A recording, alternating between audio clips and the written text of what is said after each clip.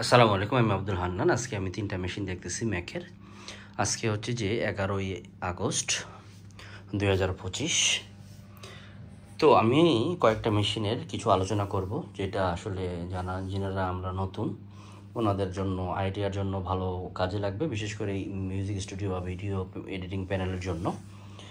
তো প্রথমে আমরা এই মেশিনটাতে চলে যাই। এই মেশিনটা হচ্ছে ম্যাক মিনির বেস ভেরিয়েন্ট দিয়ে করা। বেস ভেরিয়েন্ট বলতে প্রসেসরটা base variant, Mac mini M4 processor, 10 core CPU, 10 core GPU, কিন্তু এটা র্যাম হচ্ছে কাস্টম র্যাম। র্যাম কত? 24 GB র্যাম আর 512 GB SSD।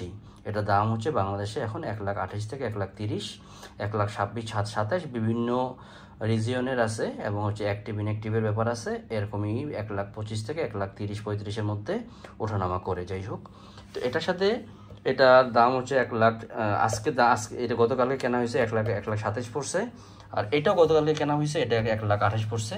কারণ হচ্ছে এটা হচ্ছে LA ভেরিয়েন্ট, আর এটা খুব সম্ভবত অন্য দেশের ভেরিয়েন্ট। আচ্ছা, ভেরিয়েন্টের মধ্যে পার্থক্য কি? এই যে আমাদের যে কোনোটা 3 পিন থাকে, কোনোটা 2 পিন থাকে, আর কোনো পার্থক্য ম্যাকের ক্ষেত্রে ভেরিয়েন্টের আমার কাছে কোনো পার্থক্য লাগে না। চাইনিজ হোক আর জাপানিজ হোক আর যাই হোক আর কি। তবে আইফোনের বা আইপ্যাডের ব্যাপারে নেটওয়ার্ক ইস্যুর কিছু থাকে, তো সেটা আলাদা। আমি যেহেতু iOS বা আইফোনের কথা বলতেছি না, সেই জন্য ভেরিয়েন্টের কথা বলতেছি না। তো এইটা যেমন হচ্ছে যে এটা 1,28,000 টাকা পড়ছে, 24,512, 10 কোর সিপিইউ, 10 কোর জিপিইউ। আর এটার সাথে একটা এসএসডি কেনা হয়েছে, M.2 NVMe এসএসডি, এবং এটা 40 Gbps এর একটা থান্ডারবোল্ট ইনক্লোজার কেনা হয়েছে। আচ্ছা, এটার উপর আমরা একটা কুলার দেখতেছি। এটা কিন্তু আমাদের মোবাইল ফোনের কুলার। মোবাইল ফোনের কুলার কেন?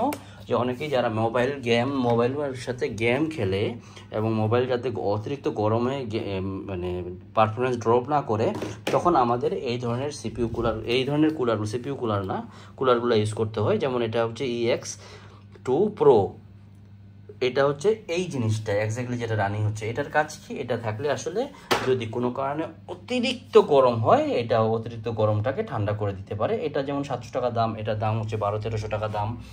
তো যেটা যার যে প্রয়োজন সেটা নিতে পারেন। এটা একেবারে সাউন্ড কম, এবং এটা হচ্ছে গিয়ার কম বেশি করা যায়। এটা হচ্ছে যে সাউন্ড একটু বেশি, তবে এটা হচ্ছে যে স্পিড কমানো বাড়ানো যায় না, তবে কালার বন্ধ করা যায়। এটারও কালার লাইট বন্ধ, RGB বন্ধ করা যায়। যাই হোক, মূল ফোকাস বিষয় হচ্ছে যে এটার থান্ডারবোল্ট 4 আছে 3টা। তো এটা আমরা থান্ডারবোল্ট 4 একটা এনক্লোজার কানেক্ট করছি। আচ্ছা, যাদের আরেকটু বেশি বাজেট থাকে তারা আমরা ম্যাক মিনি M4 Pro নিতে পারি। আচ্ছা, ম্যাক মিনি M4 Pro আর বেস ভেরিয়েন্টের মধ্যে মৌলিক পার্থক্য কোথায়? মৌলিক পার্থক্য হচ্ছে ম্যাক মিনির যেটা বেস ভেরিয়েন্টের সেটা হচ্ছে 16 GB আর 256 GB SSD থাকে, এবং 10 কোর সিপিইউ থাকে।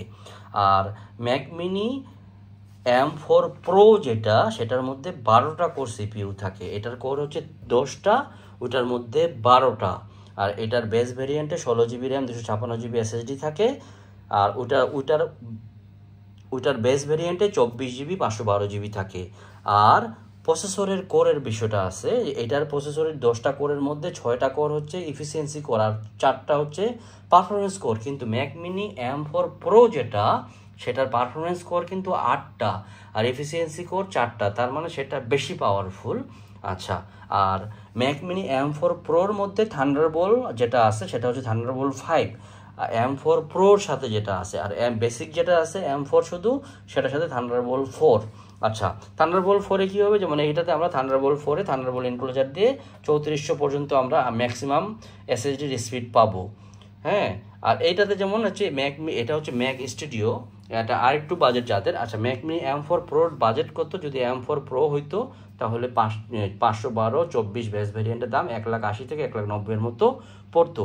আর এটা হচ্ছে যে ম্যাক মিনি বেস ভেরিয়েন্টের কাস্টম করা কি? 24 GB র্যাম আর 512 GB SSD, কিন্তু 10 কোর সিপিইউ। এটার দাম কত? 1,27,000 থেকে 1,28,000 টাকা। আর এটা হচ্ছে ম্যাক স্টুডিও M4 Max। এটা হচ্ছে 14 কোর সিপিইউ। এটার সিপিইউ কত? 14 কোর সিপিইউ। এটার হচ্ছে জিপিইউ কিন্তু বেশি, 30 কোর জিপিইউ বা 32 কোর জিপিইউ, এবং 16 কোর নিউরাল ইঞ্জিন। এটার মধ্যে 10টা কোরই পারফরমেন্স কোর। আর হচ্ছে 4টা কোর হচ্ছে এফিসিয়েন্সি কোর, আর এটা হচ্ছে থান্ডারবোল্ট 5। থান্ডারবোল্ট 5 সুবিধা কি, যেমন এটা আমি আমার একটা নিজের মেশিন, এটা আমি একটা এনক্লোজার লাগাইছি, এটা থান্ডারবোল্ট 5। এটা দিয়ে স্পিড কত পাই, অলমোস্ট 6000 মেগাবাইট প্লাস মাইনাস পাই, মানে 5700 থেকে 6400 পর্যন্ত পাই।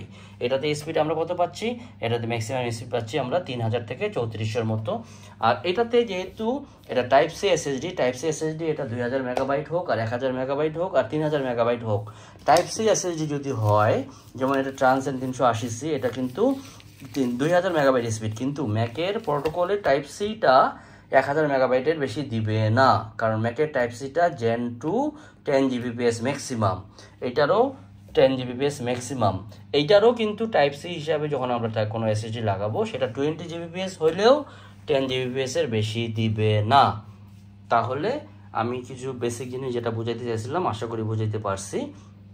আর একটা বিশেষ জিনিস যেটা দেখলাম, আবার আমাদের যাদের অনেক পোর্ট কানেক্টিভিটি লাগে, তারা আমরা এই থান্ডারবোল্ট ম্যাক মিনি M4 এর সাথে বা ম্যাকবুকের সাথে বা ম্যাকের যে কোনো হার্ডওয়্যারের সাথে এরকম আমরা থান্ডারবোল্ট একটা ডক স্টেশন কিনে লাগাইতে পারবো। তাহলে কি হবে, তাহলে আমরা অনেকগুলো ইউএসবি, আরও 4টা ইউএসবি পাবো, আরও 2টা থান্ডারবোল্ট পাবো, একটা টাইপ সি পাবো, ল্যান্ড পোর্ট পাবো, আরও অন্যান্য অনেক ধরনের পোর্ট পাবো। এটা থান্ডারবোল্ট, এবং হচ্ছে যে একটা ডিসপ্লে পোর্ট পাবো, হ্যাঁ, এবং এটা দিয়ে আমরা টাইপ সি 4K বা 4K ডিসপ্লে লাগাইতে পারবো, বিভিন্ন ধরনের জিনিসপত্র লাগাইতে পারবো। যাই হোক, এখানে আমরা বেসিক কিছু ধারণা দিলাম। তো আমি বলবো যারা মিউজিক স্টুডিওর জন্য কাজ করতে চান, তারা আমরা থান্ডারবোল্ট এনক্লোজার নিয়ে থান্ডারবোল্ট এসএসডি নিব।